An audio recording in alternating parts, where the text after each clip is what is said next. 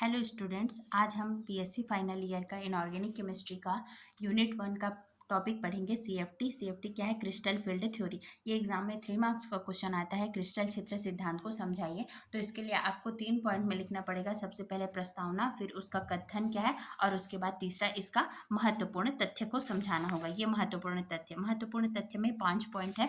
तो सबसे पहले देखते हैं इंट्रोडक्शन। इंट्रोडक्शन को प्रस्तावना कहा जाता है। तो सीएफटी क्रिस्टल फील्ड थ्योरी को सर्वप्रथम एच बेथे ने 1929 और जे एच वॉन ब्लैक ने 1932 में दिया। और इस सिद्धांत का उपयोग उन्होंने आयनिक क्रिस्टल के अध्ययन के लिए किया। इसीलिए इसे क्या कहा जाता है? सीएफटी अर्थात क्रिस्टल फील्ड थ्योरी। क्रिस्टल के अध्ययन के लिए किया गया, इसीलिए इसे क्रिस्टल क्षेत्र सिद्धांत कहा जाता है। सीएफटी के विषय में एक और महत्वपूर्ण और एक इंटरेस्टिंग बात यह है कि सीएफटी जो है वो वीबीटी और एलएफटी के समकालीन है। अर्थात क्रिस्टल फील्ड थ्योरी, क्रिस्टल क्षेत्र सिद्धांत का प्रतिपादन वीबीटी वैलेंस बॉन्ड थ्योरी और लिगेंड फील्ड थ्योरी के समकालीन हुआ, परंतु 20 साल बाद इसका उपयोग संकुल के अध्ययन के लिए किया गया। आप देखेंगे 1932 अर्थात 1932 के 20 साल बाद 1952 में ऑर्गेल ने सीएफटी का उपयोग मेटर और लिगेंड की बंध की प्रकृति को समझाने के लिए किया था। अब इसका कथन देख लेते हैं। इस सिद्धांत का कथन क्या है? तो इस सिद्धांत का कथन ये है कि संकुल में धातु आयन और लिगेंड के मध्य पाए जाने वाला आकर्षण पूर्णतः स्थिर वैद्युत या आयनिक होता है। आपको याद भी हो जाएगा, आप इसे शॉर्ट में याद कर सकते हैं।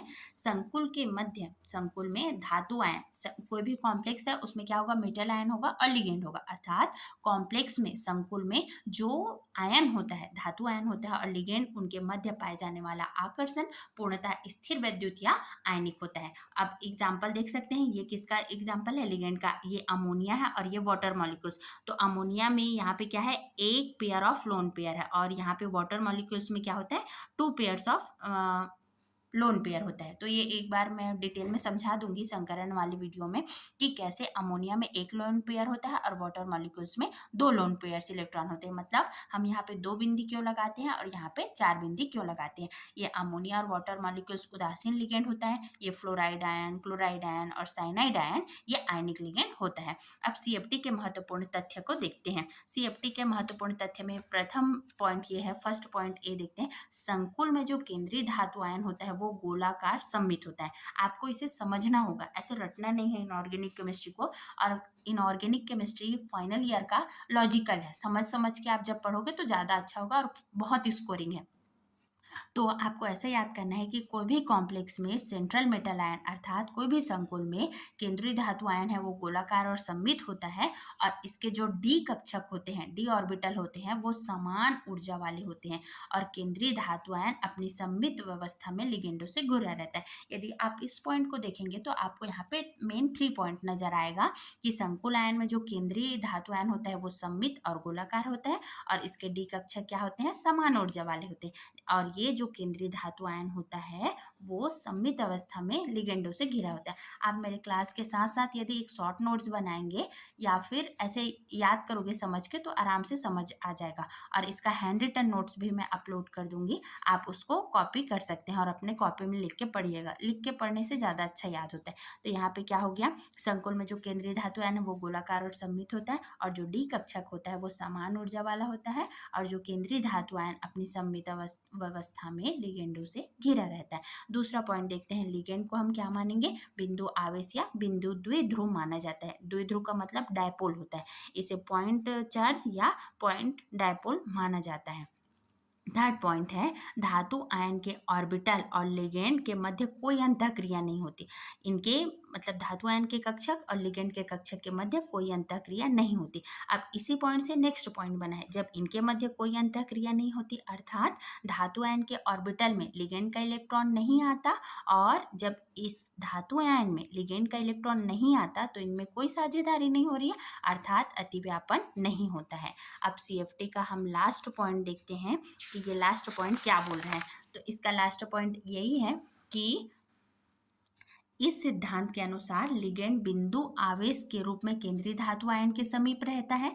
जो लिगेंड होता है वो एक बिंदु आवेश के रूप में केंद्रीय धातु आयन के मध्य रहता है।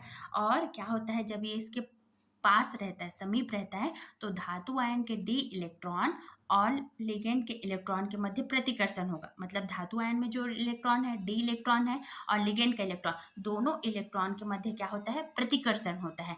अब इस प्रतिकर्षण के कारण क्या होगा, धातु आयन के जो डी ऑर्बिटल के ये लिगेंड के सीध में आते हैं उनमें उच्च प्रतिकर्षण होता है। ये एक पॉइंट क्लियर है कि धातु का डी इलेक्ट्रॉन और लिगेंड का डी इलेक्ट्रॉन दोनों के मध्य क्या होगा, प्रतिकर्षण होगा। जब दोनों के मध्य प्रतिकर्षण होता है जिसके कारण डी ऑर्बिटल क्या हो जाता है, विभिन्न ऊर्जा में विघटित हो जाता है ना। इसे नेक्स्ट पॉइंट में पढ़ेंगे कि क्रिस्टल फील्ड स्प्लिटिंग, ये कैसे इनका स्प्लिटिंग होता है, विखंडन होता है। तो यहाँ से ये विखंडन हो गया जिसके कारण इस प्रक्रिया में धातु आयन के नाभिक तथा लिगेंड ऋण आवेशित भाग में स्थिर वैद्युत आकर्षण बल उत्पन्न हो जाता है। इसको आप सिंपल एग्जाम, इसे एग्जाम में लिखना नहीं है, बस मैं आपको समझा रही हूँ। देखो यहाँ पे कोबाल्ट है, ये सेंट्रल मेटल आयन हुआ, अमोनिया लिगेंड हुआ, तो यहाँ पे क्या हुआ, कोबाल्ट 3+ आयन और ये अमोनिया है। तो यहाँ पे ये पॉइंट को हम ऐसे याद कर सकते हैं, केंद्रीय धातु आयन धन आयन में कैसे कन्वर्ट हुआ, और अमोनिया, उसी को इसमें बताया गया है कि जो केंद्रीय धातु आयन है वो क्या होता है, जब इसके लिगेंड पास में आता है तो केंद्रीय धातु आयन का इलेक्ट्रॉन और डी कक्षा लिगेंड का इलेक्ट्रॉन दोनों प्रतिकर्षित होता है, और जो इसके सीध में आता है उन पर उच्च प्रतिकर्षण प्रभाव पड़ने के कारण डी कक्षा क्या हो जाता है, विभिन्न ऊर्जा समूहों में विघटित हो जाता है, जिसके कारण यहाँ पे स्थिर वैद्युत आकर्षण बल उत्पन्न होता है। अब CFT का एकदम शॉर्ट में आप रिविजन करना चाहे ऐसे पढ़ने से आपको, और जब भी आप एग्ज़ाम के लिए प्रिपेयर करते हैं तो आपको लिख लिख के याद करना चाहिए, उससे आप भूलते नहीं हैं। प्रस्तावना देखेंगे, लास्ट में समराइज कर लेते हैं। इसे एच बेथिन ने 1929 और जेच वॉन ब्लैक ने 32 में दिया था। क्यों इसे क्रिस्टल क्षेत्र सिद्धांत कहा गया, क्योंकि इसका उपयोग आयनिक क्रिस्टल के अध्ययन के लिए किया गया। और एक और है कि 20 साल बाद 1952 में इसका उपयोग किया गया, जिसमें मेटल लिगेंड बंध की प्रकृति को ऑर्गेल ने समझाया था। और यह है कि CFT, VBT और LFT के समकालीन है। कथन यह है कि संकुल में धातु आयन तथा लिगेंड के मध्य पाए जाने वाला बंध पूर्णतः स्थिर वैद्युत या आयनिक होता है। अब ये 5 पॉइंट आप ऐसे समझ सकते हैं एकदम शॉर्ट में।